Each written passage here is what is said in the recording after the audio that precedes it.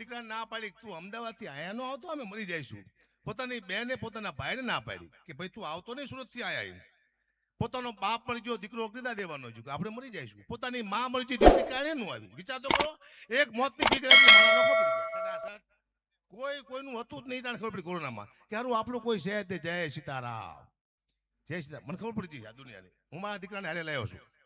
નજીક આવતો રે. આ મારો દીકરો છે. મેં હાલ તને દુનિયા દેખાડું કેટલા હારા છે, કેટલા બૂચ મારું છે, બધું બેટા દેખાડું તને. હા પૂછો વેકેશન છે. કેટલું ભણે બેટા? 12મું ભણે. મને કેટલું ભણે એ મને ખબર નથી. ભણે એ પાકા પાયે. હા આનો 10 વર્ષે જન્મ થયો તો હું બહુ રાજી થયો હતો. 10 વર્ષે તું જતો ને? હા જતો. 10 વર્ષ એટલે બહુ મોટી વાત કહેવાય. 10 વર્ષે જન્મ થયો હું ખુશ થયો. હું તો બધાને કહું છું દીકરો આવે કોઈ તાત્કાલિક ખુશ થતા નહીં. એવો હરામ ખોજો નીકળો તો ખાવા ધાન નહીં રહેવા દે ઘરમાં. હું પેલો પગાર આપે પછી ખુશ થવાનું. આનો 10 વર્ષે જન્મ થયો દીકરાનો. હું વળી દવાખાનાને જોવા માટે ગયો તો નર્સ મારા દીકરાને હાથમાં ઉભેલી. બધું બેન બતાવો મારો દીકરો બતાવો. મને કે બાપુ 1000 રૂપિયા આપો તો બતાવું કે. મેં તું બેન એક કામ કરી તું મને 500 રૂપિયા આપ દીકરો તો રાખ કીધું. કે મારે શું કરવો છે? લાય મારો છોકરો. મને કે બાપુ હું ખુશી ના માગું છું. હું તારો બાપ કોકના ઉછીના લઈને આવ્યો છું. દઈ દીધા. પચાની કુંભ રાશિ આવી ગ અને સ માંથી નામ પડવાનું આવ્યું. મેં ગ માથે ગબરસી પાડું તો મારા મામા કે ગબરસી ન પાડતો. મેં કેમ? એ કે મોટો થઈને તને એમ કહેશે કે તેરા ક્યાં હોગા કાલિયા તો કહે તે મારા દીકરા. પણ જીવા જેવો યુગ આવ્યો છે. આવો યુગ મેં ક્યાંય જોયો જ નથી. સૌથી સારો યુગ હોય કળિયુગ. હું તો કળિયુગની પૂજા કરું છું. આવો યુગ મેં જોયો. વિચાર તો કરો. સતયુગમાં કોઈ દુબઈ ગયું હતું નહીં. આપણે કળિયુગમાં દુબઈ જઈશું. રામને 10 વર્ષ લાગ્યા હતા લંકામાં જતા. એ વાતે દ્વાપર ને ત્રેતા યુગની વાત કરું છું. રામને 10 વર્ષ લાગ્યા લંકામાં જતા. અત્યારે 5 કલાક લાગે છે. તો યુગ હારો કે આ યુગ હારો? સાહેબ પોતાની માં પોતાના દીકરાને બાળવા માટે જાય તારામતી અને પોતાનો બાપ હરિચંદ્ર રાજા પૈસા માંગે છે સતયુગમાં કે મફતમાં નહીં બાળવા દો. હું તો નોકરી કરું છું. બાપ પૈસા માંગે છે દીકરાને બાળવાના. હરિચંદ્ર રાજા સતયુગમાં પોતાની પત્ની પાસે. અત્યારે કોઈ એમ કહે કે મારો બાપ મરી ગયો છે લોકો લાકડા લઈ આપે છે. યુગ હારો કે આ યુગ હારો? દાદા બેઠા હોય, કાકા બેઠા હોય, આખું પરિવાર આખું કુટુંબ બેઠું હોય ને મહાભારતની અંદર પોતાની પુત્રવધુ દ્રૌપદીના હાડીના છેડા ખેંચાતા હતા. તેથી ભણનો દીકરો કોઈ બોલી નતો શક્યો. અત્યારે કોઈ આપણી દીકરી સાંભી લાંબી આંગળી કરે લોકો આંગળી કાપી નાખે. તો યુગ હારો કે આ યુગ હારો? સારામાં સારા યુગ આ છે. મને બહુ ગમે છે. શું કરવા? 50 વર્ષ પહેલા એમ કહેતા કે એક મોબાઈલ આવશે એમાં આપણે અમેરિકા વિડીયો કોલમાં વાત કરશું. તો લોકો માનવા તૈયાર નહોતા કે અમેરિકામાં વિડીયો કોલમાં વાત કરી એવો મોબાઈલ હોય જ નથી. અને આવ્યો મારો દીકરો. અત્યારે આપણે અમેરિકા વિડીયો કોલમાં વાત કરી છે. પણ હજી તમે 50 વર્ષ જવા દો. હજી એવો વિડીયો મોબાઈલ આવવાનો છે આવો ટેબ્લેટ. તમે અમેરિકા વાત કરતા હશો પૂછશો શું કરે છે કે ટોપરા પાક ખાવું. મને આપ ને બક્ષાનો બારો આવશે. તમે નહીં માનો છો. લેવા તમે 50 વર્ષ પહેલા નતો માનતા. આ દુનિયા થાય પછી માને છે. હા વળી પૂછશે શું કરે કે પીવા બેઠો હું. મને આપ બક્ષાનો ગ્લાસ બારો. ઓનલાઈન થઈ જવાનું બધું પૂરું થઈ ગયું જીવનમાં. ખતરનાક યુગ આવી ગયો છે. મારા જીવનમાં અમને એવી ઘટના એવું બની છે. મારા મામા છે. હું નાનો હતો ને બહુ જાડીઓ લોચકો હતો. હજી લોચકો જ છું. ઈટાળી વધારે જાડીઓ હતો. મારા મામા મને કહેતા હું જઉં ને એટલે આવ ઝાંખી આવ મારો ઝાંખી આવ્યો મારો ઝાંખી આવ્યો. હું રાજી થતો. મારા મામા મને બોડીગાર્ડ કહેતા લાગે છે. હમણાં 6 મહિના પહેલા ગયો. મને 52 વર્ષ થયા. 6 મહિના પહેલા ગયો તોય મામાએ કીધું આવ ઝાંખી આવ મારો ઝાંખી આવ્યો મારો ઝાંખી આવ્યો. અમને 15 દી પહેલા મેં વાંચ્યું કાગવાણીના બીજા ભાગમાં. ઝાંખી એટલે રાક્ષસ થાય. બોલો મારા મામા મને 52 રાક્ષસ કહેતા હતા. ખબર તું કોને કોણ શું કહી જાય છે. દુઃખની વાત છે પણ કરવી પડશે. જીવનમાં આનંદ કરો બાકી જાય સીતારામ કશું છે એને મને ખબર પડી જાય. મને એક ભાઈ કહેતા હતા હમણાં કે અકુબા અમારા ઘરમાં પગલા પાડો ને. મેં તો કેમ? કે અમારા ઘરમાં બરકત આવે. હું લાગુ ને ભુવાજી જેવો એટલે મને કીધું પગલા પાડો અમારા ઘરમાં બરકત આવે. એટલે મેં કીધું 40 વર્ષથી મારા ઘરમાં મારા પગલા ફરે છે તો મારા ઘરમાં બરકત ન આવે? કોઈ દી કોઈના પગલે બરકત આવે ખરી? દુનિયામાં કોઈ એવો હજી પગ બન્યો જ નથી જે તમારા ઘરમાં બરકત લાવી શકે. તમારા ઘરમાં 4 જ પગ એવા છે જે તમારા ઘરમાં બરકત લાવી શકે. કોણ? એક તમારી દીકરી, એક તમારી માં, એક તમારી પત્ની, ચોથી તમારી બેન. આ 4 જ તમારા ઘરમાં બરકત લાવી શકે. બાકી દુનિયામાં કોઈ એવો પેગ પેદા થયો જ નથી. એટલે તમારા મગજમાં કાઢી રાખજો કે કોઈ મારા ઘેરાની બરકત આવે છે જ નહીં. મારા પગાય પછી સાચું કે જમીન વેચી શું વાત કરો? અને તમારા ઘરમાં કોઈ બરકત આવે જ નહીં. ખોટી વાત છે. અંધશ્રદ્ધામાં મને બહાર કાઢો. જય સીતારામ. મને કોઈ કીધું હમણાં તમારો સમય સારો ચાલે છે. તમે એટલા બધા પૈસા ભેગા કરીને જાઓ તમારા પરિવારમાં એટલું મૂકીને જાઓ કે તમારા પરિવારને કોઈને પાસે લાંબો હાથ ન કરવો પડે. મેં તો નહીં મૂકું એટલું બધું. એ કે કાં? મેં તો ગયા જન્મમાં મારો એક પરિવાર હતો, મેં બહુ ભેગું કર્યું છે, હું મરી ગયો મારી વાંહે બહુ રોયું છે, મને યાદ નથી. આ બીજો પરિવાર આવ્યો, અત્યારે હું ઘણા પૈસા મૂકીને જઈશ, મારા છોકરા વાંહે રોય છે, માથા પસારશે, મને યાદ નહીં હોય. પછી ત્રીજો પરિવાર આવશે. આ તો આપણે અહીંયા નહીં બેઠે, ખાલી મારા દીકરા પરિવાર જ બદલાય છે. આપણે તો મજૂરી કરવા જ આવ્યા છીએ, આપણું કઈ છે જ નહીં, ખાલી કામ કરો દે નીકળી જાવ. કારણ કે આ સપનું જોયું છે આપણે, સપનું જેવી આંખ બંધ થાય એવું સપનું ખુલે. સપનું ખુલે એટલે આપણે બીજા દુનિયામાં હોય છીએ. એ દુનિયામાં આપણને એમ થાય કે આપણે આવું મોટું સપનું જોયું, 8 કલાકમાં આખા 50 વર્ષનું જીવી લીધું. બીજા યુગમાં તમારી આંખ બંધ થાય, ત્રીજો યુગ. હવે હર યુગમાં આપણે છીએ, હરેક યુગમાં માનવ હરેક યુગમાં છે. ખાલી સપના જ બદલે છે. આપણો જલમ બલમ થતો હોય તો આપણે વ્યાયામ છે કે આપણે જેલમાં ના હતી, ખાલી સપના જ આવ્યા લાગે છે. ક્યાંથી આવી છે આપણને ખબર જ નથી. જય સીતારામ કરવાનું કોઈ આપણું છે જ નહીં. મને હમણાં એક ભાઈ કીધું ગગુપા એક ઉદઘાટન કરવાનું છે, તમારે આવવાનું. મેં શીનું કે શમશાનનું દેગામમાં. તો હું શમશાનનું ઉદઘાટન કરવા ગયો, મેં રિબિન કાપી શમશાનની ખાટ દઈને, રિબિન કાપીનું ઘરે આવતો રહ્યો. 1 મહિના પછી મેં ફોન કર્યો, મેં તમારા ગામમાં કેવું ચાલે છે?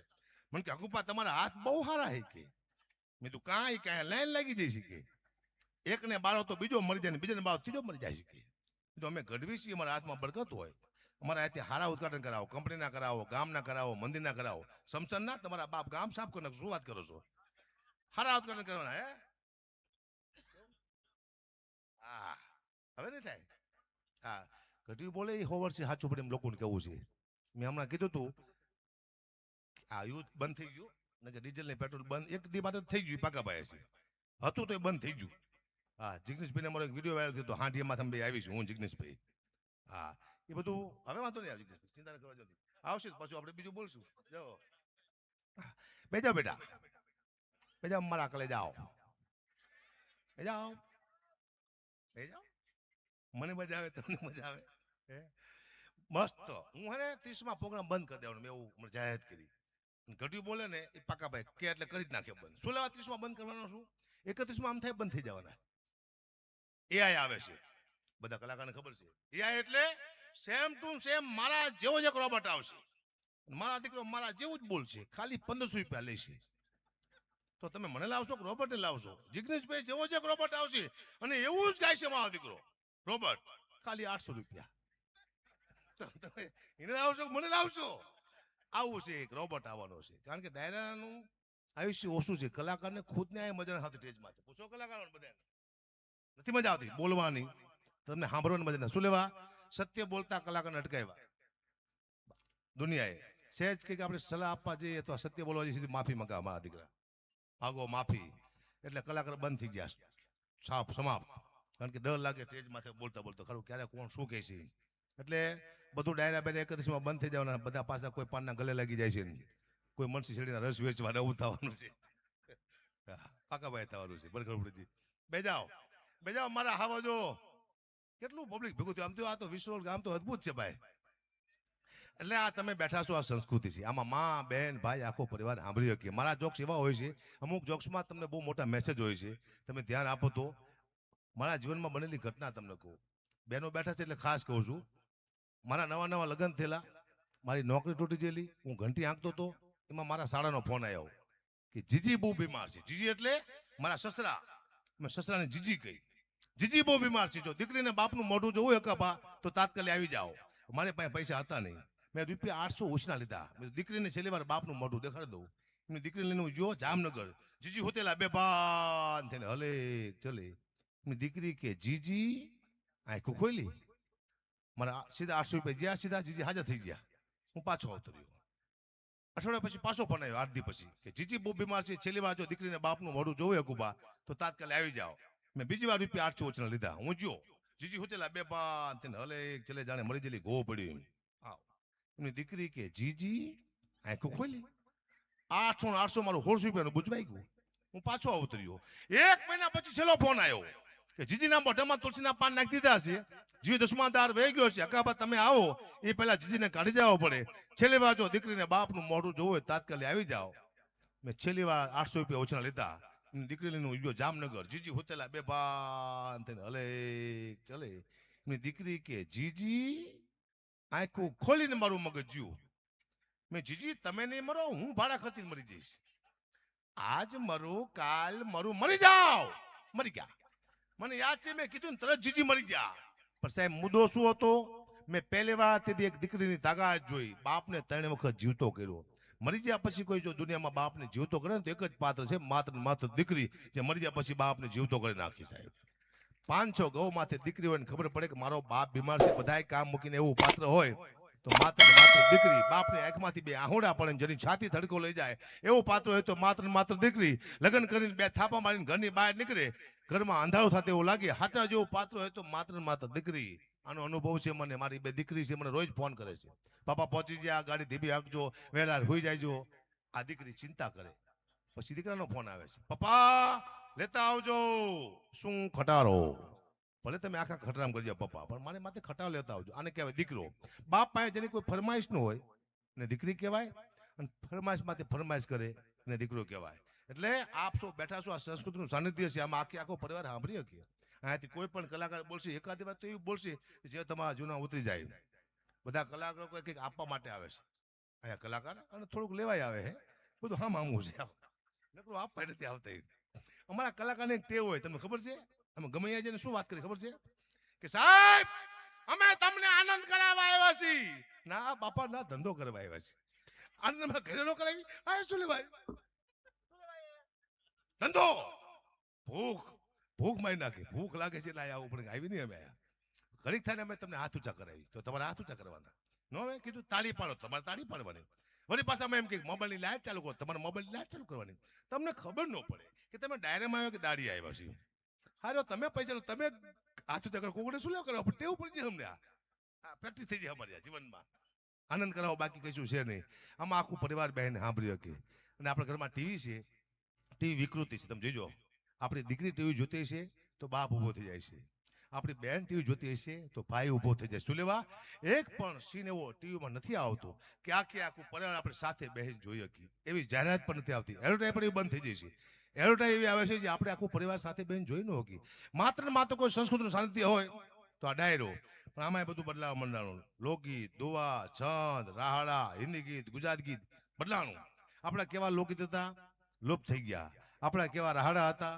લોપ થઈ ગયા હું એક લાઈન તમને સાંભળો આપણા ગીત કેવા હતા ગુજરાતીના શબ્દ સમજાતા આપણને ના હવે જે ગીત આવ્યા છે એના શબ્દ સમજાતા નથી બે તમને સાંભળો મજા આવશે તમને એક લાઈન સાંભળાવું કેવા હતા આપણા ગીતો પેલા હે તમારા દલડાને વારો મારા રે હોમ માનો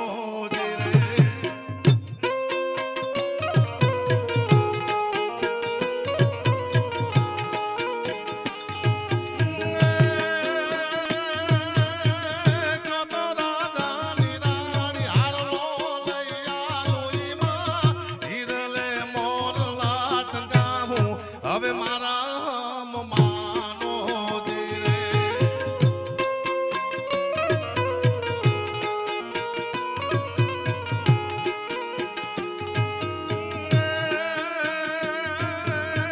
હીરા મોતીને માર સુરે કરવાને મને સુંદડી ઓઢવાની ઘડી હા મારા રે હમ માનો ધીરે